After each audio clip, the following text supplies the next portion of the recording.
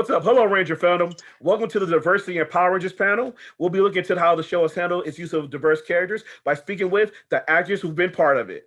And we have a great group of talented actors with us today. Today, we'd like to welcome one, Roger Velasco, aka Carlos on Power Rangers Turbo and Power Rangers in Space. Woo! What's up, guys? What's happening? Hashtag show. Happy to be here. Thank you, guys. Up next, we got Rorrie Travis, aka Devin the Red Ranger from Power Rangers Beast Morphers. Let's go. Good, Yeah. Next up, we got Jazz Baduwalia, aka Ravi Shaw. Baduwalia. Thank you, sir. Ravi Shaw, the Blue Ranger in Power Rangers Beast Morphers. Woo! The rippest of them all. Rip. I tried, man. Try. And finally, John Tui, aka Doggie Cruger, also Daggeron, the Solaris Knight in Power Rangers Mystic Force. Welcome into house. Hello. Yeah. Thank you, brother. Thank you, brother. Welcome. So welcome, Jazz, again. Good to have you here. Okay. Thanks for having us. Starting us off, I know we've all had a long year dealing with the pandemic. I'm just kind of curious, how have you all been handling this particularly challenging year? Guys. Yeah, dude. I mean, it's been up and down. It's been an up and down thing, the year started off kind of taking a break and taking a hiatus because I was in California at the time. Coming back home and just staying close to the family. And then, just trying to stay safe in that time. And then a lot of stuff kind of happened with myself as far as family and people passing away. I'm so sorry to that stuff. Yo, thank you guys. Thank you. So it was harder for me, but I'm just now getting back to a place where I'm, getting my groove back. You know what I'm saying? So There it is. life's good, man. Life's good. Okay. Yeah. What's up, my man? You want to answer that? For me? Yes. No, ahead, I Jess. thought Roger. Yeah, I think for me, when it first happened, it definitely had its downs because it literally shut down the whole industry. Yeah. But on the positive side, that also gave me a chance to reconnect with older friends that I didn't have time to before. Also with family, it brought me and my brothers, my friends, a lot closer than we were prior to this. And I just look at it kind of like it's also a blessing too. It really put everything in perspective, things that matter, things that didn't really matter. And since everything's opening back up, I'm heading out there with stronger friendships, stronger bonds with everyone. And, it's all about just staying positive between everything that's happening. That was for sure. I got closer to my kids. It's been a blessing. My family, we hang out way more this whole time than anything. I discovered that I love to cook. So that's been amazing. Yeah, that's been awesome. So study my craft, being a good boy, staying locally, not getting into trouble. So, I mean, I looked at it as a positive. I really did. I got to bond with my family, my kiddos, and it was a blessing. It's been a good time for me. I looked at the negative and turned it into a positive. But yeah, it's been fun. I love the fact that we get to connect with our people and get grounded.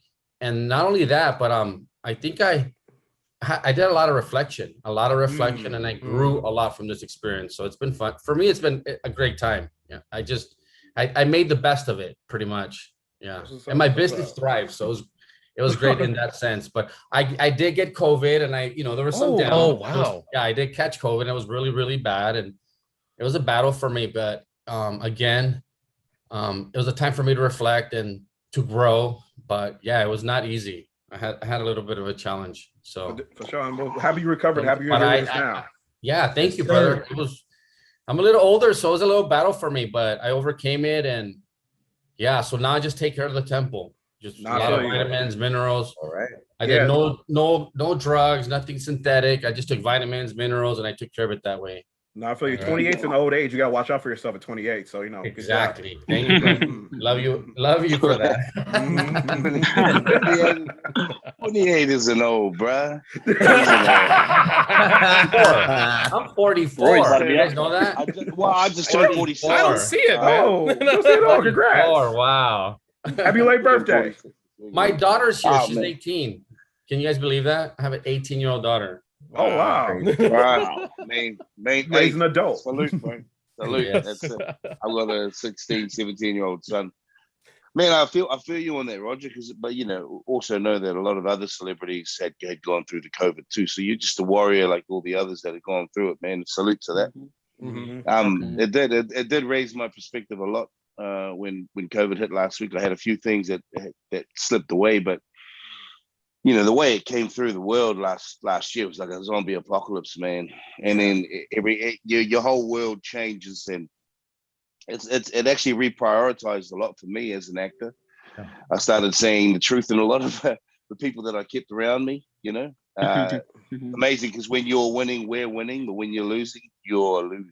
So no one gets what it's, no one understands the actor's life, because all they want to see is the fame and collect likes and that, but loyalty, love, and the truth, and all your friends and family shows up the most. So it really put things into perspective for me as an actor, because after Power Rangers, no one talks about what the actors have to go through after that. Try to keep the vibe going. You know, there's a subtle depression. There's a subtle depression that goes through. You know, and this is just after 20 years of working as a professional actor and my relationships with other actors and stuff out there. It's hard to keep the fame winning streak. You know what I mean? So you've got to constantly reinvent yourself. And what I say to a lot of Power Ranger fans, our Power Ranger attitude comes through. You know, what have we learned from the show? How do we go forward? Do we keep milking this cow, or do we keep, you know, reinventing yourself is a big thing as an actor. So salute to having me on this panel and meeting all you fellas. Is hopefully we get to bond and continue our relationships. Amen. So definitely. And as you kind of brought it up again, we all have Power Rangers in common. And the cool thing, Power Rangers has this rich legacy. Unlike other television programs where it's not as diverse, Power Rangers has a legacy of always being diverse, including people of color and women, putting them in leading roles, giving them their breaks and opportunities and whatnot.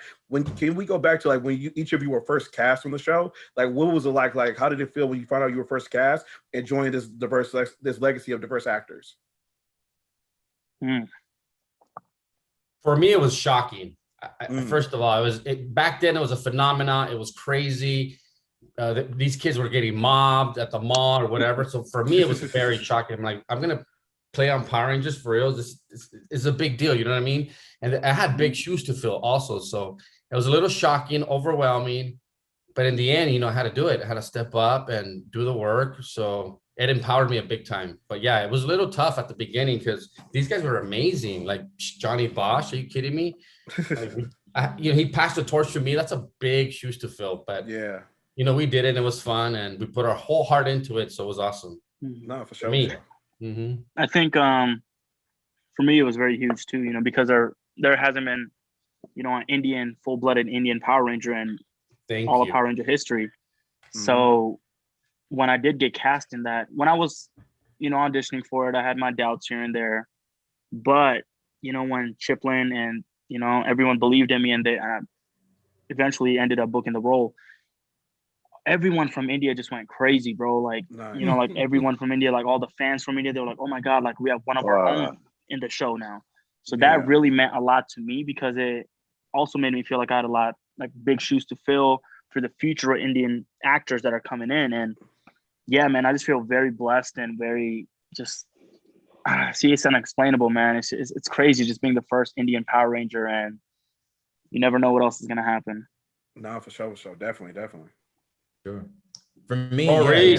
it was kind of what's good.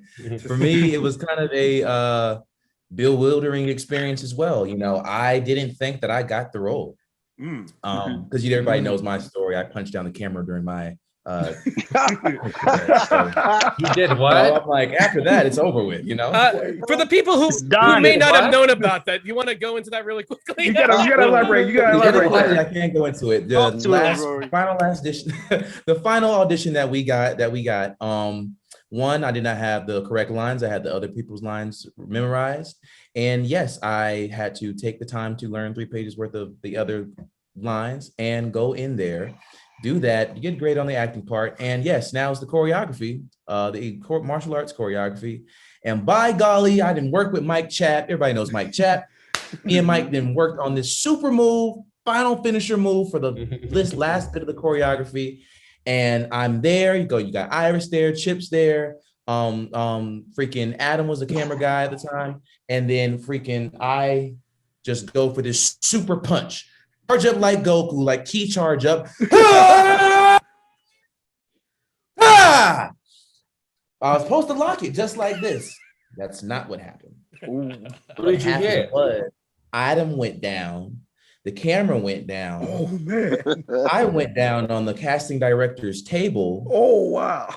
And this is the final round audition. This never happens. No wonder you got hired. Yeah. Very No memorable. wonder.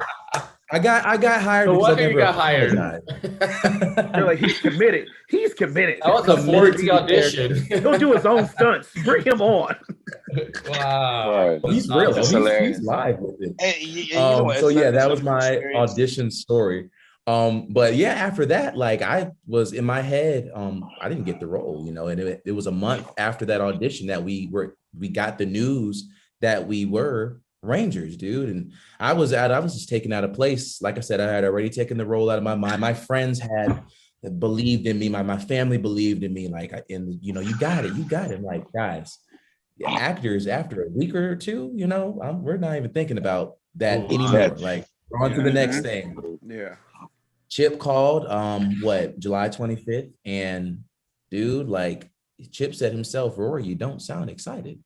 I said, Chip, I'm speechless. I don't know what to say to that. I didn't even ask what Ranger color I was until like later on. I didn't even get that information until later on. That's how just shocked I was. Red, baby, red. Red. Good job, man. That's awesome. That's a great story. That's what's up. That's what's Thank up. you. And it's crazy because there hasn't been another Red Ranger in 10 years. African American Red Ranger in 10 years since Scott with RPM, Ika. That's right. Durban. Mm-hmm. You know, so it was a blessing. Totally. I get to represent an entire culture of people as the Red Ranger. Yeah. And I'm gonna do that. Yeah. Yeah. for sure. You did. Brandon was black. Red Ranger in my year. That was yeah. I'm rocking it. I get it.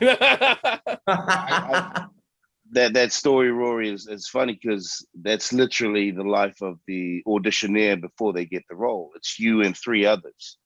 And you know, I totally get it with the family, because the family supports you 100%, but they're not the ones that are there with the hope. They hope they'll always be there to support you, but we're the ones that sit there and go, man, is this guy in Florida going to get it? Or this Canadian, is he going to get it? Or this fella from Australia? And then they keep weaning it down, and then that phone call changes your lives, and that's what Ranger does. Man, my story for Doggie Cruger is I auditioned, I worked on the voice, worked on the accent, and I just left drama school. It was like 2003 at the time. And when I went into the audition, I'd like worked out, I was pretty shredded, and then they put a paper bag on my head and said, do the lines. And I was like, wait, what? For yeah, real? bro. When they did that, I was sitting there going, yeah, but this is the money maker, man. Like, Yes. then I realized I was going to be wearing this mechanical head and this suit. And then my whole world changed, because I looked at Power Rangers as this big production that I felt my career was just going to go through the roof with. You know, when that excitement as soon as you get on set the first time and you see the prosthetics, you see the makeup, you see the wardrobe, you see the set, you're like, man, this is like Star Wars / Harry Potter / like, and you're just in this fantasy world. It literally changed my life. So I'm very grateful for the opportunity. And with our Indigenous card as well, Power Rangers for me was already diverse in the way that it showed its colors, because you could relate to it. You know, Red Ranger always went through turmoil before he was the reluctant hero who'd always, you know, and in Blue Ranger was always supportive. Like, the colors represented feelings, moods, cultures could relate to it. And as a Polynesian, as a family oriented people, we're very tribal. And so the brotherhood of these 5 colors coming together, it was like, I love that. You know what I mean? It was very, very family orientated. And the series, when you look at the series, there's a trait of everybody not getting along first, you know? And then they settle their differences, and then they all become their own leaders. Even though Red Ranger carries the baton, every Ranger plays a part, and they're just as strong as each other or as weak as each other. And then the mentors come, and they have that general leadership that everybody, these stories are Shakespearean for me. But I love it that they've gone diverse with the cultures. Like, you know, listening to jazz talk, being the first Indian, it really warmed my heart hearing you say that, bro. And you know, Roger, you're going through your you know, going through COVID. I think brings your mortality into perspective, you know. And then you realize you're speaking for a whole lot of people, a whole race. And what you're saying too, Rorrie, man, like, bro, and with the world and with the way they're looking at all the colors right now, yeah, be proud that you're one of the first Black Rangers in 10 years, because that's forever. Your grandchildren will remember it. Yeah, big time. Honestly, Definitely. good said, man. Well said. Yeah. Awesome, That was brother. very well Definitely, said. definitely. Yeah. Beautiful. Well said. Definitely. Thank Well, you for that. I guess we can wrap this panel up, everybody. So Awesome. thanks for Okay, joining we're us. running No, down, man. no. Go, get to go. Thank you. I love it. Man. No, That for man sure. needs his own podcast. Low key. Yeah, I would listen to John too, for real. Absolutely. And John, just to follow that up really quickly though, because again, you spoke about your Polynesian heritage and whatnot, and like what's dope is like your roles and catalog has just been like so extensive. Not only did you work on SPD, but then you were on Mystic Force as well, and then you've been in films like Hobbs and Shaw, and then recently you've been on Young Rock. And so my question is, can I have some money? No, I'm joking. No. Give me a check. Exactly. No. But You sound like my family. You sound like my family right now. I'm sure. Isn't it amazing how people connect fame with fortune automatically, right? All the time. Now I'm in it for the fortune. I'm not gonna lie about it. Fame because I can help people. I can There's help nothing wrong with that. that I love and people around me. Fame is infinite, bro. Fame is fleeting. It's fleeting, bro. And like I said before, with a lot of people that have gone through the series, I love our fan base because they stick. They stick right through, man. They stick right through. When I was doing the Hobbs and Shaw premiere, and I was taking photo shots with DJ and Roman Reigns and all them stuff.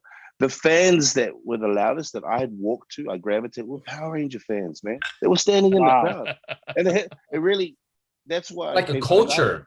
I ignored the franchise when I left because I was focused more on my career, my family. I had a young family at the time. I already had kids when I was in Power Rangers, so I couldn't be the singer. I couldn't, I wasn't single. That's what I'm saying. I was a very loyal husband. And when I went to the premiere and I could just hear someone yelling out Doggie Cruger or someone yelling, and I went, man, is that a Power Ranger fan? And for all the friends, I've been part of like Star Wars franchise, Lord of the Rings franchise, Fast and Furious franchise, but the Power Ranger franchise, they stick. They're loyal, bro. They're loyal.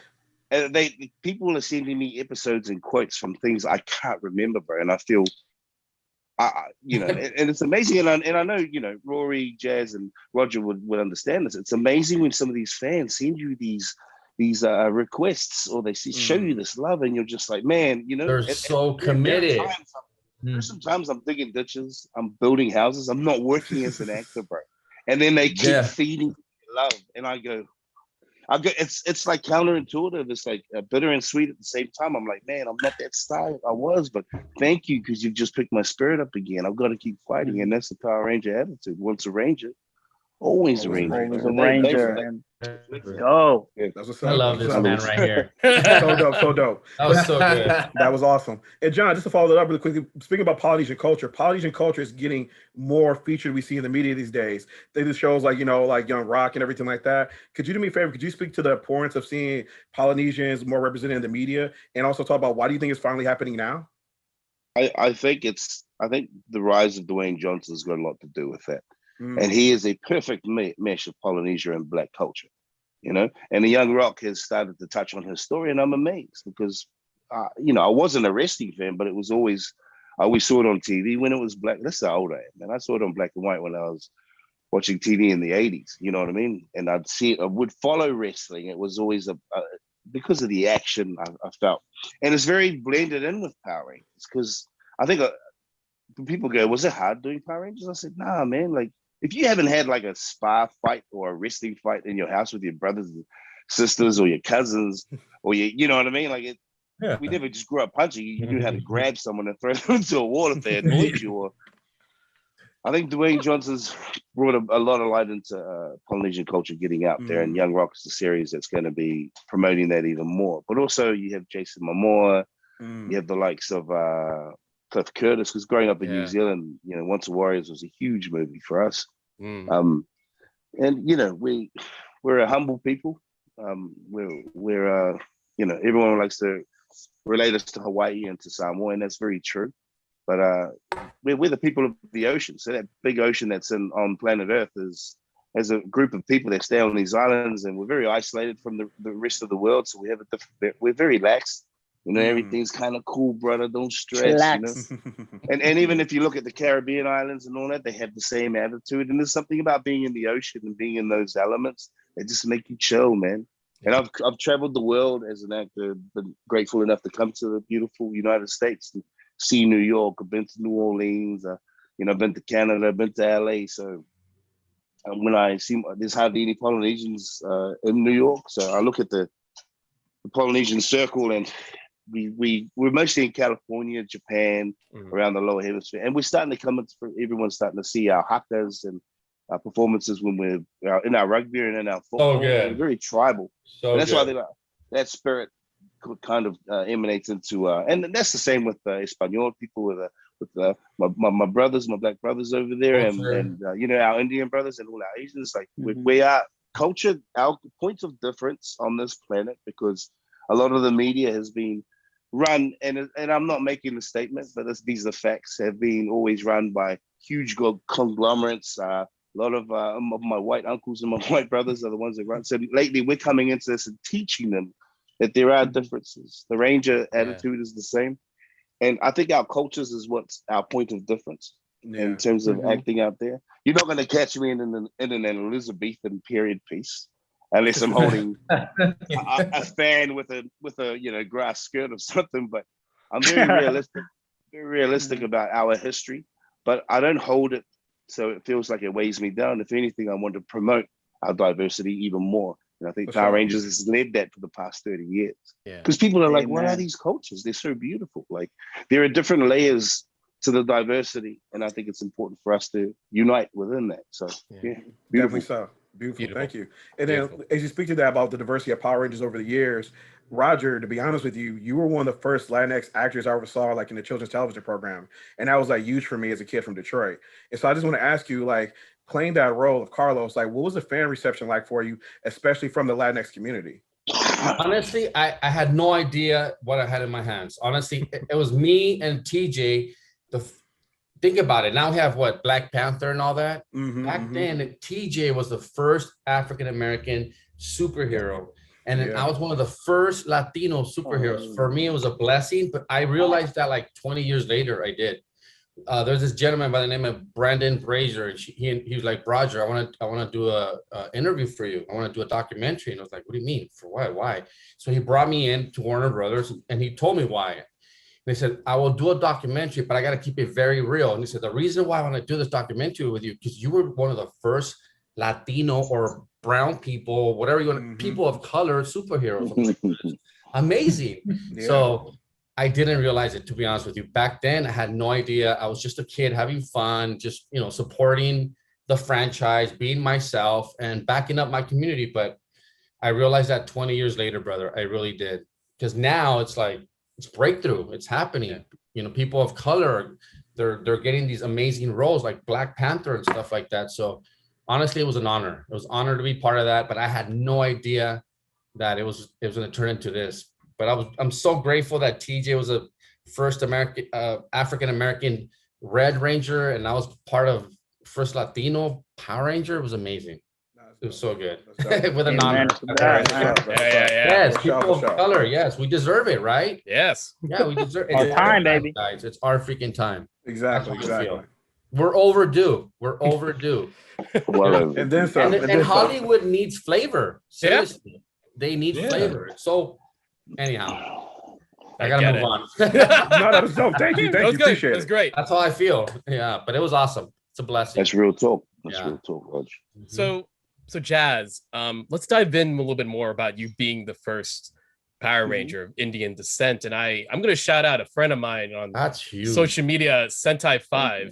Sentai 5 was so excited. He's of Indian descent. He was so excited when you got cast. He was at Morphicon. I think you took a photo with him. And I do believe so.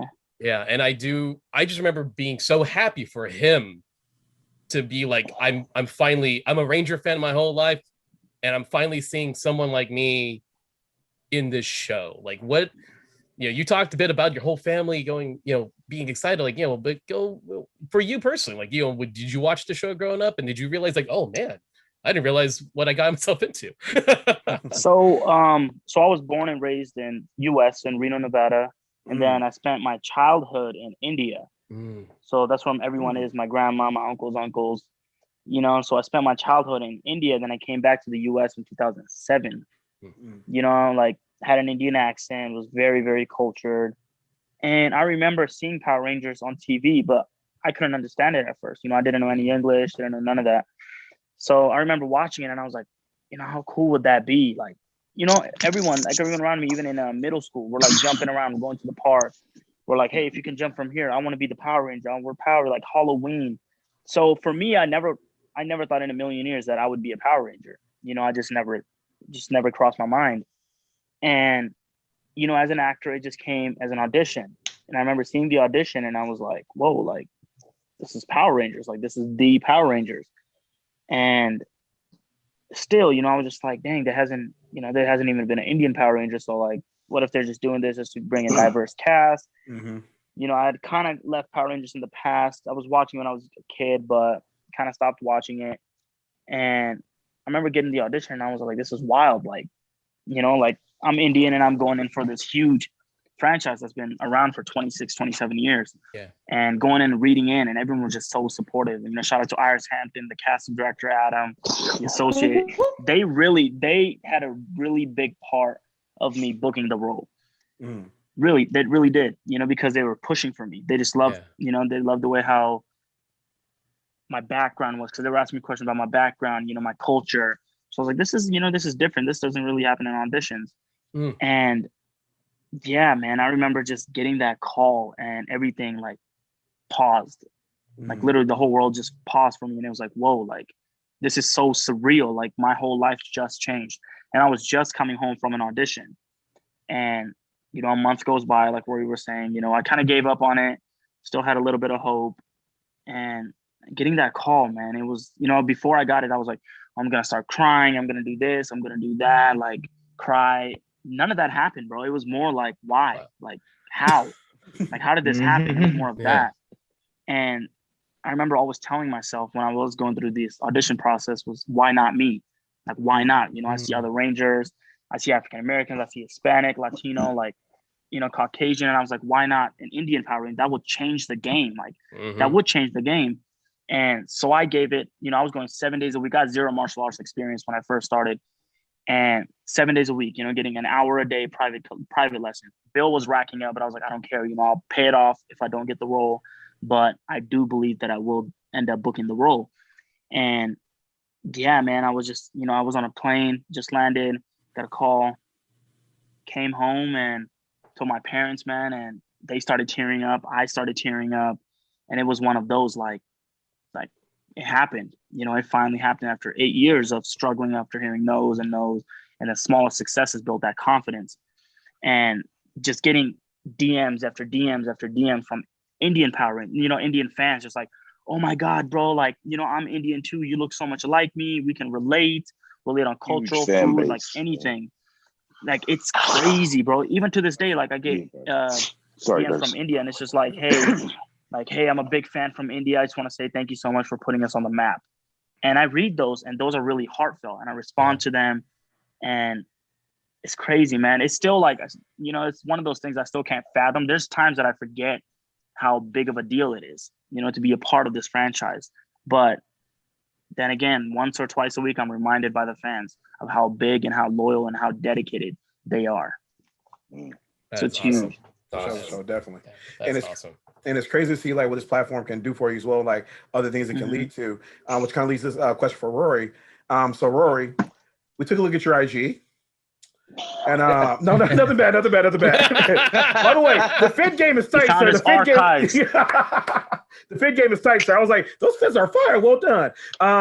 But I also saw that not only you're doing like acting and whatnot, you're also doing like your own films, making your own short film and whatnot. And I saw that you were making something called White Noise. It really struck with me because I was like, oh, what is this? And it said like racism. I was like, oh, okay, all right. So I was just wondering, like, can you talk about that? Like, what is White Noise and like how did you come up with it exactly?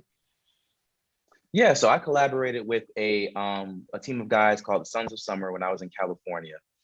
And basically they wanted to come up with a project that was based off like what was kind of going on in Watts at the time. And definitely that was a piggyback off of just all the stuff that has been happening in America, just with police brutality and social injustice and all those things. So they invited me to come and help them film this project, and it was really good. These guys were so good and so hands-on with everything, and they allowed me to kind of be me. And it was also a very diverse cast. Not a diverse cast, but a diverse crew as well. So I felt comfortable, you know, everybody understood what was happening. So a little bit, without saying so much of the short film, it's kind of a thing where we wanted to, again, put notice to everything that is going on into America. So it's me as the lead, and I am seeing kind of my parents have this battle back and forth, and it kind of just is like, wow. So basically it's just like, what's just going on in America? I have my own stuff going on as far as like parents at home. So I just leave and I'm just take a drive, yelling in the car, just like upset with the world.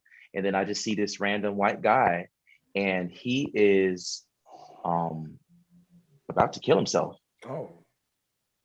Right. So I get out the car and I try to, you know, kind of talk him off the ledge, literally.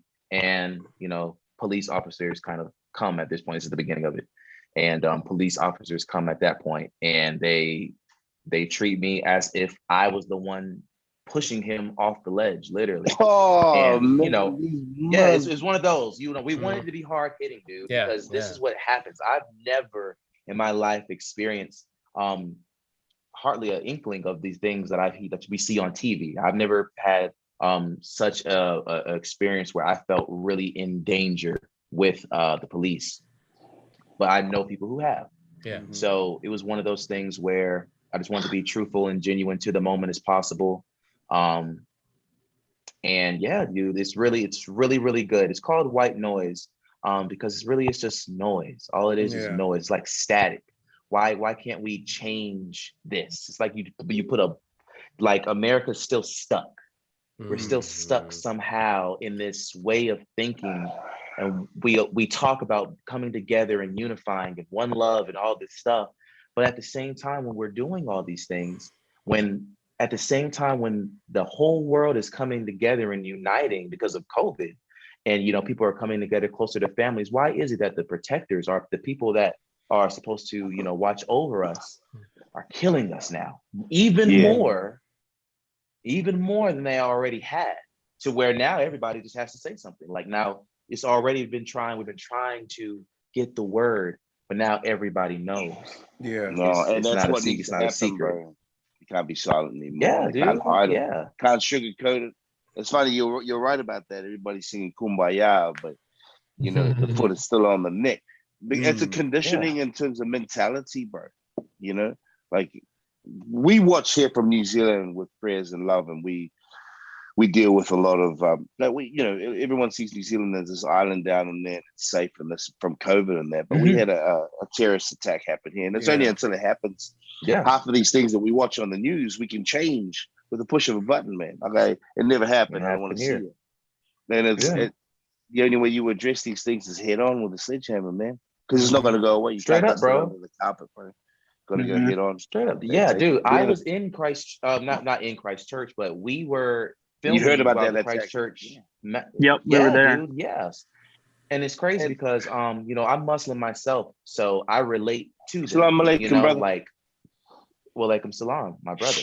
So it's one of those things like, wow, like even in one of the safest countries in the world, you know, it's stuff. Stuff everywhere. You can't hide hate, man. You know, Yeah. And it's so easy to say we need to integrate, but the force of it, the action has to go first before the talk. You know what I mean? Yeah. And it has to be forced, man. The rocks of the earth have to move for us to witness. Otherwise, it's just rumors. So I think when it happened here in good old New Zealand and good old Lord of the Rings country, you know, all right, brought a lot of light, fantasy land, a lot of light to it, man. And also I think 9/11 changed a lot of the scope with how everything shifts around the world, you know, in terms of the powers that be. It made us question what were the motives behind war.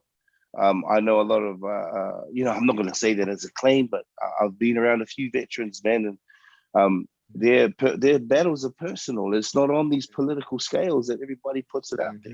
And I question the media too, bro. Like they've had a massive stance on this.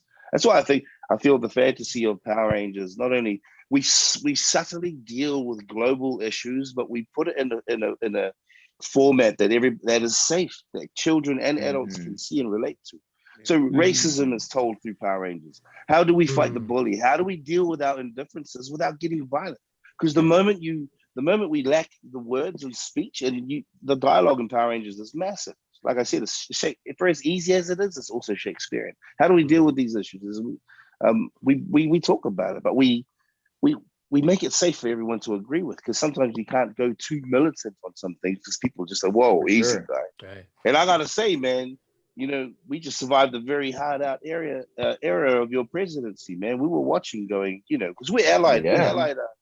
Our countries have served all Second World Wars with your country. You're the big brother to a lot of us, and we see America as literally like the Roman Empire of our time, and we're watching with a lot of investment, and it's not the same anymore. It's not the same anymore like colonialization.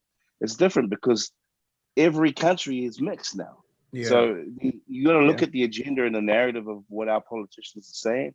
And I like it that we don't get into politics, but like I said, our storylines in Power Rangers, our diversity, how we rotate each year. When I'm hearing Jazz talking about his pride being an Indian and his people supporting him, when I hear about Rorrie talking about what you're doing with your movie, when I'm hearing about Roger talking about his race, Viva la Raza, I've got friends from all your races, man. And the one thing I know that I've led first is with that Power Ranger attitude is I see the common interests first before our differences. And I think that's important for us. I think it's very important. Amen to that, bro. Amen to that. And it's like you said, John, it's a mentality thing.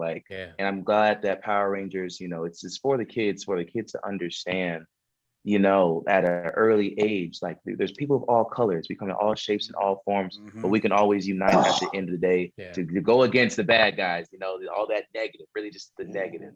And I see the color system in your politics. Like, the Republicans are red, the Democrats are blue. You know what I mean? Like, that's why me and Jazz don't get along,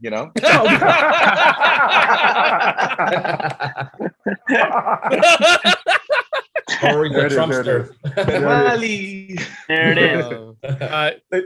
Gentlemen, I think we're ready to wrap this up. I do want to say it's been wonderful to hear all of you talk, and I think every perspective was absolutely amazing to hear. I legitimately am I'm just sitting in the back going like, I'm just happy to be here in this chat. So as we wrap up, I do want to ask, as Power Rangers continues, casting people of color and women in leading roles, hopefully a female Red Ranger one day. I'm pushing for that would be amazing. Again, that has to be done. That has to be done. That has to be done for that. I would be getting their time on stage now. Like every walk of life is getting their moment on stage, and I think we'll be the first to touch on that, because they're going like there's this trend in Hollywood with whatever's being the most outspoken or whatever, and I'm like, but if we keep moving forward here, we still need to solve a few things that we was talking about before. Like, okay, let's move forward and acknowledge all our differences, but man, we've still got some cleaning up to do. We do. Definitely. Yeah. What else would you guys like to see continue to be progressive with the show, like individually? What would you like to see next from Power Rangers? What would you like to see next in Power Rangers in terms of this? Excellent question. Well, I said that I would like to see more storytelling through the art of video games, I think that they could branch off into everybody's seasons. I mean, they can put it all together. They have that creative freedom to put Power Rangers in an open world game where you can travel into the multiverse and exit out and you're in, SPD, or you exit to another thing and you're in Angel Grove or you're in Coral Harbor, whatever. So telling stories through more video games, because I'm trying to play some. That's very fitting for you because you played the video game guy. Devin. And then wow, There and it then is. Devin. Devin was like legit, like half of me, like literally. How about I Power think, Ranger movies? I want to see a another- lot of Power Ranger movies from Zeo and all that, Mm. all the way to the end. I think that would be so cool. But they have to keep it real, keep it like Power Ranger based, and not like take off like they did with the last movie. Yeah, Yeah. and they have to keep the core. You know what I mean? You know what I'm talking about, right? Yeah. It's like Stick to the core and not veer out. But I would love to see a Don't lot change of it too much, eh? Yeah. I think for me, I want Power Rangers to take a different road. I want them to come up with original stories. I want to see what they do with that. Nothing from the Japanese Sentai, none of that. Just coming out, just going in there and just coming out with an original story and just see where it goes. I think that'll be super, super dope to watch. And it's original, so you're not like, I watched the Super Sentai, or this is based on this, it's based on that. Just fresh. I just want to see how it look like. Well, it's like with the Godzilla series, like all the Marvel series, and what they're doing with they're constantly veering off with these subplots. I agree with you. It's great. In order to keep it going, you've got to constantly, like a musician or an actor, change it up exactly. Yeah. Reinvent it. You keep changing the scope. I like to see the fans speak out about. Like, I'd like to see, because we've got such a crazy fan base out there, I'd like to see them speak out and say, let's bring back certain things, because I think some of those offshoots can actually bring back some of these characters that they're so they revere so much. Because I like seeing, even though I didn't like seeing some of these old franchises coming back and seeing the old actors doing, but there was some kind of like it was a nice conclusion for me to see, like, Sylvester Stallone as an old Rambo sealing off his leg. You know what I mean? Like, I'd love to come back and do this. I'm sure a lot of you would love to go back so they can see a withered man who's lived his life and coming back and still trying to fight to save the planet. Definitely. Because it was the thing about diversity, right? If we're going to talk about diversity and we're looking at Hollywood, for as diverse and as inclusive as they are, they still keep old people out here and young people here. Fat people out here. They still try to keep this envelope of beauty in this pocket. And they don't know that it always starts with the soul, man. It always has. The beauty is with it. So I'd like to see them diversify their look and their intention of what a beautiful person looks like. You know what I mean? I like seeing the old veteran come back and still have one more fight in them. Yeah, trying to relive the older. I'd love to see the old, the person who's succeeded with this era come back and then try and start another relationship with another era. So that's my thoughts. I think that'll be sick. Yeah, that'd be cool. Yeah, teach that. That'd be awesome. I would love to see that too. That's it. So with that said, thank you, gentlemen, so much for finding the time of your day to come and speak to us about this important topic. We appreciate you so much. Before we wrap up, just any last thing you all want to plug or just like shout out really quickly, enemy appearances or anything like that that's coming up? Yeah. You want to announce that? Paid for this? I'm going to make a plug. I'm currently working on this. I have to make a plug. Are you kidding me? Of course. Do it. Okay, so I'm currently working on this TV show called Sangre Negra. It's on Tubi right now. I'm on episode 8, but I got a recurring and they're writing me a bigger role. So I'm excited. Make sure you tune in. Sangre Negra on Tubi. And I think Netflix is trying to pick it up. So that's what's up. Congrats, baby. So, yeah, Nice. Let's make sure you watch that, guys. For sure. I would like to shout out. I'm starting. So we're starting principal photography tomorrow on a feature film that I recently booked as one of the leads, and it's for Amazon Prime, and I'm very excited. And I can't reveal too much, but everything is on my Instagram at Baduwalia, and I'll be posting more updates on there. And also, Rorrie, you want to say about the appearance and everything? By the way, that's my boy. Let's go, baby. Let's go. Both of these cats. So yes, you guys, me and Jazz will be making an appearance in Dallas, Texas. We'll be there, I want to say the 25th, Saturday the 25th. It's going to be an amazing experience, you guys. We're going to sign autographs, take pictures, more for the 1-2 time for you guys. So bring your kids, show you guys bring your nieces and nephews, whatever you want. And Jazz is going to show you just a little bit of a intro of what we do. Wait, what? No, we get. Oh! Yeah. Watch out now. There it is. There it is. There it is. We let the Watch kids out hold now. the helmet and build